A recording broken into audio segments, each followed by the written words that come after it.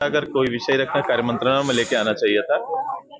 केवल ऐसे ही चर्चा के लिए, खुद को बनाए रखने के लिए कोई विषय चुनना है तो ऐसे ही चर्चा करते रहिए।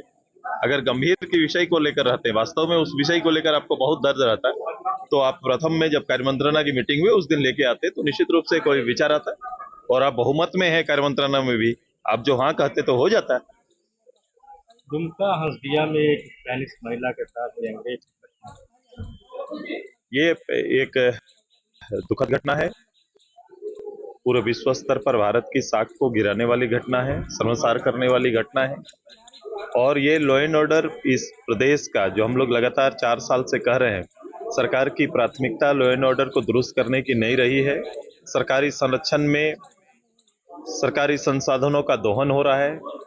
जो दायित्व है जिस भी विभाग, जिस पदाधिकारी का, उसे उस दायित्व से अलग अलग सी ड्यूटी एक पड़ी हुई है जिसके काम कर रहे हैं। और हम लोग कह रहे हैं कि जो भ्रष्टाचार के नमूने जो सामने आ रहे हैं उसका नेतृत्व कर रहे हैं।